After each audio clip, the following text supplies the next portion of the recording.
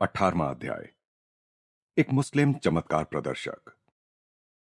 कई वर्ष पहले ठीक इसी कमरे में जहां तुम अभी रहते हो, एक मुस्लिम चमत्कार प्रदर्शक ने मेरे समक्ष 4 चमत्कार दिखाए थे। श्री युक्तेश्वर जी मेरे नए कमरे में पहली बार आए, तब उन्होंने यह बात कही। श्रीरामपुर कॉलेज में प्रवेश लेने के तुरंत बाद ही मैंने निकट स्थित पंथी नामक छात्रावास में एक कमरा ले लिया था। यह गंगा तट पर स्थित पुराने ढंग का ईंटों का एक भवन था। यह कैसा संयोग है गुरुदेव! क्या ये नव श्रृंगारित दीवारें स्मृतियों को अपने में छिपाए इतनी पुरातन हैं? अपने सीधे सादे तरीके से सजाए गए कमरे में मैंने नए कौतूहल के साथ दृष्टि दौड़ाई। यह एक लंबी कहानी है। मेरे गुरु पूर्व स्मृतियों को ताजा करते हुए मुस्कुराए। उस फकीर का नाम अफजल खान था। एक हिंदू योगी के साथ अनायास भेंट हो जाने के फलस्वरूप उसे असाधारण सिद्धियां मिल गई थीं। अफजल के बचपन में पूर्वी बंगाल के एक छोटे से गांव में एक दिन एक धूल धूसरित सन्यासी ने उससे याचना की, बेटा, मुझे बहुत प्यास लगी है, थोड़ा पानी ला दो। बाबा जी, मैं तो मुसलमान हूं, आप हिंदू होकर मेरे हाथ का पानी कैसे पिएंगे? मैं तुम्हारी सत्यशीलता से प्रसन्न हूं बेटा। मैं जाति भेदभाव और छुआछूत के अधर्मपूर्ण नियमों का पालन नहीं करता। जाओ, जल्दी से पानी लेकर आओ। अफजल की श्रद्धापूर्ण आज्ञाकारिता से प्रसन्न होकर सन्यासी ने प्रेम भरी दृष्टि से उसकी ओर देखा। तुम्हारे पिछले जन्मों के कर्म बहुत अच्छे हैं, उसने विचार मग्न होकर कहा। मैं तुम्हें एक योग प्रक्रिया सिखा रहा हूं, जिसके द्वारा अदृश्य लोकों में से एक लोक पर तुम्हारी सत्ता स्थापित हो जाएगी। उससे तुम्हें जो महान शक्तियां प्राप्त होंगी, उनका उपयोग केवल अच्छे उद्देश्यों के लिए ही करना, स्वार्थ के लिए कभी उन्हें प्रयुक्त मत करना। परंतु अफसोस, मैं देख रहा हूं कि पूर्व जन्मों की विध्वंसक प्रवृत्तियों के कुछ बीज अभी भी तुम में हैं। उन्हें अब नए बुरे कर्मों से सींचकर अंकुरित मत करना। तुम्हारे गत कर्म इस प्रकार उलझे हुए हैं कि तुम्हें अपने इस जीवन का उपयोग अपनी यौगिक उपलब्धियों को उच्चतम लोक हितैषी लक्ष्यों को प्राप्त करने में ही करना चाहिए। विस्मयचकित बालक को एक जटिल प्रक्रिया समझा देने के बाद महात्मा अंतर्धान हो गए। अफजल ने 20 वर्षों तक निष्ठापूर्वक उस यौगिक प्रक्रिया का अभ्यास किया। उसके चमत्कारी कृत्यों की ख्याति फैलने लगी। मालूम होता है, उसके साथ सदैव कोई अदृश्य आत्मा रहती थी, जिसे वह हजरत कहकर पुकारा करता था। वह अदृश्य अस्तित्व अफजल की छोटी से छोटी इच्छा को भी पूर्ण करने में समर्थ था। अपने गुरु की चेतावनी को भूलकर अफजल ने अपनी शक्तियों का दुरुपयोग करना आरंभ कर दिया। जिस किसी वस्तु को भी वह एक बार उठाकर वापस रख देता, वह शीघ्र ही ऐसे अदृश्य हो जाती कि फिर उसका अता पता लगाना संभव न होता। इस बात की व्यथाकारी संभावना सदा ही रहने के कारण साधारणतया किसी को भी उसका अपने घर दुकान पर आना अच्छा नहीं लगता था। समय समय पर वह कोलकाता में जवाहरात की बड़ी बड़ी दुकानों में खरीदारी के बहाने पहुंच जाता। वहां जिस जिस रत्न को भी वह छू लेता, वे सभी रत्न उसके दुकान से जाते ही गायब हो जाते। अफजल प्रायः सैकड़ों शिष्यों से घिरा रहता, जो उसके भेद को जानने की आशा में उसके शिष्य बन गए थे। कभी कभी वह यात्रा में उन्हें अपने साथ ले लेता। रेलवे स्टेशन पर वह किसी न किसी प्रकार टिकटों की गड्डी को छू लेता। फिर इस गड्डी को वह क्लर्क की ओर यह कहते हुए सरका देता कि मैंने इरादा बदल दिया है, अब मुझे ये टिकट नहीं चाहिए। परंतु जब वह अपनी शिष्य मंडली के साथ ट्रेन पर सवार हो जाता, तब सबके लिए आवश्यक टिकटें उसके पास होती। इन कारनामों से हाहाकार मच गया। बंगाल के जौहरी और टिकट बेचने वाले बाबू व्याकुल हो उठे। अफजल को पकड़ने की ताक में रहने वाले पुलिस वाले असहाय हो गए, क्योंकि उसे दोषी ठहराने की क्षमता रखने वाले प्रमाण को वह केवल यह कहकर अदृश्य कर सकता था, हजरत, इसे हटा दो। श्री युक्तेश्वर जी उठकर मेरे कमरे के बाहर बनी बालकनी में जा खड़े हुए, जहां से गंगा का दृश्य दिखता था। अफजल के कुछ और विस्मयकारी कारनामों को सुनने की उत्सुकता से मैं भी उनके पीछे पीछे चला गया।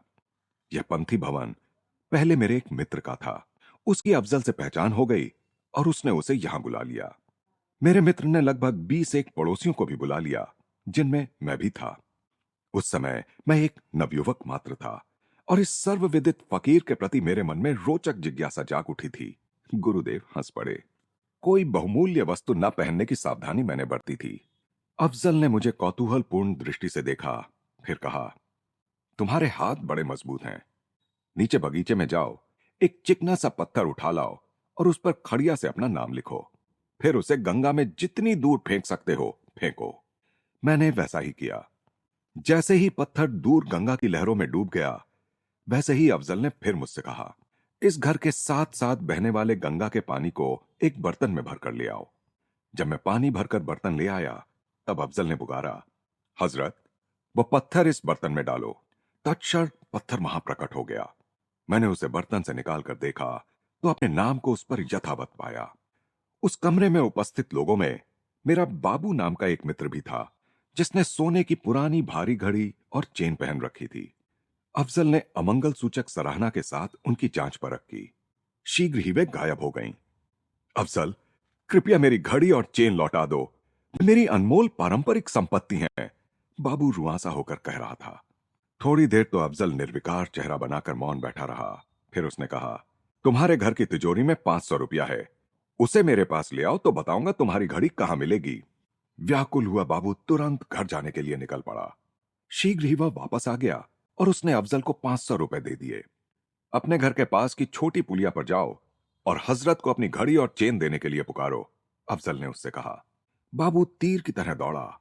जब वापस आया तो उसके चेहरे पर मुस्कान तो थी, पर शरीर पर कोई घड़ी या चेन नहीं थी। जब मैंने निर्देश के अनुसार हजरत को पुकारा तो मेरी घड़ी और चेन हवा में कलाबाजियां खाती हुई सीधे मेरे दाहिने हाथ में आ गईं। यहां आने के पहले मैं सीधा घर गया और उन दोनों वस्तुओं को तिजोरी में डालकर मैंने ताला लगा दिया।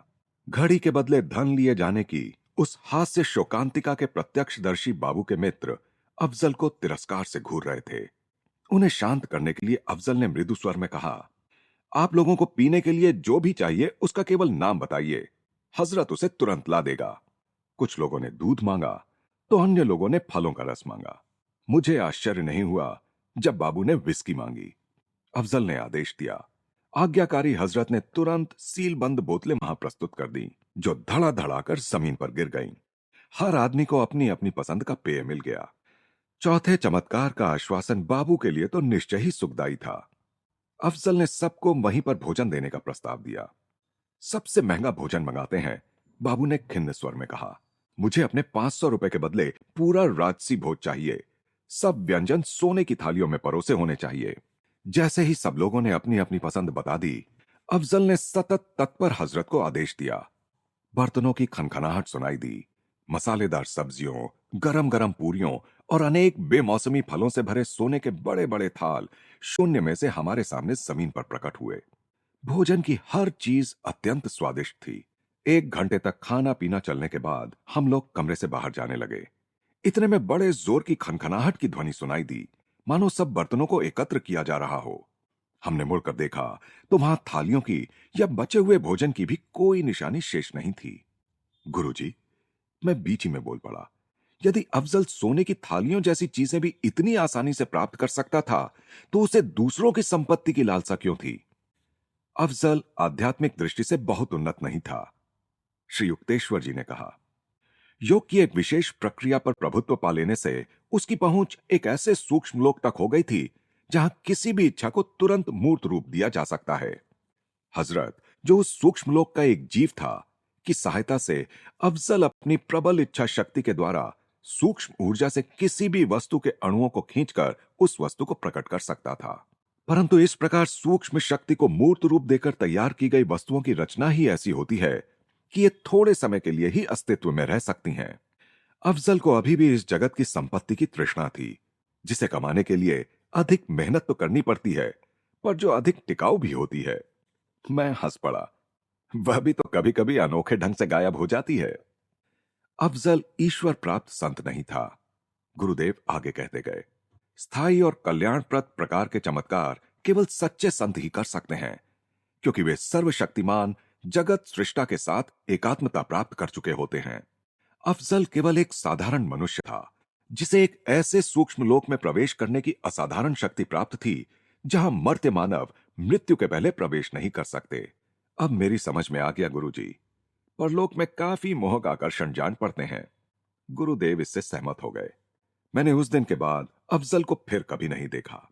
परंतु कुछ वर्षों बाद बाबू एक दिन मेरे घर समाचार पत्र में छपी अफजल की खुली स्वीकारोक्ति का विवरण दिखाने आया। मैंने तुम्हें उसके बचपन में हिंदू गुरु से दीक्षा मिलने की जो बात अभी अभी बताई थी, उसकी जानकारी मुझे उसी विवरण से हुई थी। श्री युक्तेश्वर जी को जो याद था, उसके अनुसार उस प्रकाशित विवरण के अंतिम भाग का सारांश इस प्रकार था। मैं अफजल खान पश्चाताप के रूप में और अलौकिक शक्तियां प्राप्त करने के इच्छुक लोगों को सावधान करने के लिए यह सब लिख रहा हूं। भगवान और मेरे गुरु की कृपा से मुझे जो अद्भुत क्षमताएं प्राप्त हुई थीं, उनका मैं कई वर्षों से दुरुपयोग करता आ रहा हूं। अहंकार के मद में चूर होकर मैं समझने लगा था कि मैं नैतिकता के सामान्य नियमों से परे हूं। आखिर मेरे न्याय का दिन भी आ गया। हाल ही में कोलकाता के बाहर सड़क पर मेरी एक बूढ़े आदमी से मुलाकात हुई। वह दर्द के कारण लंगड़ाता हुआ चल रहा था। उसके हाथ में सोने जैसी कोई वस्तु चमक रही थी। मेरे मन में लालच पैदा हो गया और मैंने उससे कहा, मैं महान फकीर अफजल खान हूं, तुम्हारे हाथ में क्या है? यह सोने का गोला संसार में मेरी एकमात्र संपत्ति है। एक फकीर के लिए यह बेकार है। मेरी आपसे प्रार्थना है महोदय, मेरा यह लंगड़ाना ठीक कर दीजिए। मैंने उस गोले का स्पर्श किया और कोई उत्तर दिए बिना आगे बढ़ गया। वह बूढ़ा लंगड़ाते लंगड़ाते मेरे पीछे पीछे आने लगा। अचानक वह शोर मचाने लग गया। मेरा सोना गायब हो गया। जब मैंने उसकी ओर कोई ध्यान नहीं दिया, तब वह अचानक बुलंद आवाज में बात करने लगा, जो उसके जीर्ण शीर्ण शरीर से निकलती बड़ी ही अजीब लग रही थी। क्या तुमने मुझे पहचाना नहीं? मैं अवाक रह गया। इतनी देर बाद इस बात के ध्यान में आते ही मैं स्तब्ध रह गया कि वह दुर्बल लगने वाला लंगड़ा बूढ़ा कोई और नहीं, वही महान संत थे जिन्होंने कई वर्ष पहले मुझे योग की दीक्षा दी थी। वे सीधे खड़े हो गए। उनका शरीर एक क्षण में मजबूत और पुष्ट हो गया। मेरे गुरु की आंखों से अंगारे बरस रहे थे। तो मैं स्वयं अपनी आंखों से देख रहा हूं कि तुम अपनी शक्तियों का उपयोग दुख पीड़ित मानव जाति की सहायता के लिए नहीं, बल्कि एक घटिया चोर की तरह उसे लूटने के लिए करते हो। मैं तुम्हारी सारी शक्तियां वापस लेता हूं। हजरत अब तुमसे मुक्त हो गया। अब तुम बंगाल के आतंक बनकर नहीं रहोगे। मैंने बेहद दर्द भरी आवाज में हजरत को बार बार पुकारा। यह पहला अवसर था जब वह मेरी अंतर्दृष्टि के सामने प्रकट नहीं हुआ। लेकिन मेरी बुद्धि पर पड़ा एक काला पर्दा अचानक हट गया। मैंने साफ देखा कि मेरी जिंदगी कितनी निंदनीय हो गई थी। मैं सुबकते हुए गुरुजी के चरणों में गिर पड़ा। मैंने कहा, मेरे पूज्य गुरुदेव, मेरी लंबी नींद को तोड़ने के लिए आप आए, इसलिए मैं आपका शुक्रगुजार हूं।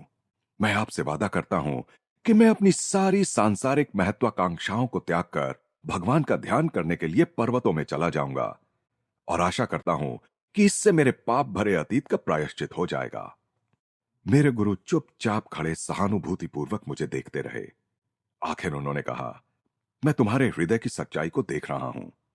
शुरुआत के वर्षों में तुमने जो कठोर आज्ञा पालन किया और आज जिस सच्चे प्रायश्चित की आग में तुम जल रहे हो, उसके लिए मैं तुम्हें एक वर देता हूं। तुम्हारी अन्य सारी शक्तियां तो समाप्त हो गईं, पर जब भी तुम्हें अन्न या वस्त्र की आवश्यकता होगी, तब तुम अभी भी हजरत से वह प्राप्त कर सकते हो। पर्वतों के एकांत में पूरा मन लगाकर ईश्वर का ज्ञान प्राप्त करने में अपने आप को समर्पित कर दो। फिर मेरे गुरु अंतर्धान हो गए। वहां रह गए थे मैं और मेरे आंसू और अतीत के विचारों पर तड़पता मेरा मन। अलविदा दुनिया। मैं अब उस विराट प्रेमी की क्षमा प्राप्त करने का प्रयत्न करने जा रहा हूं।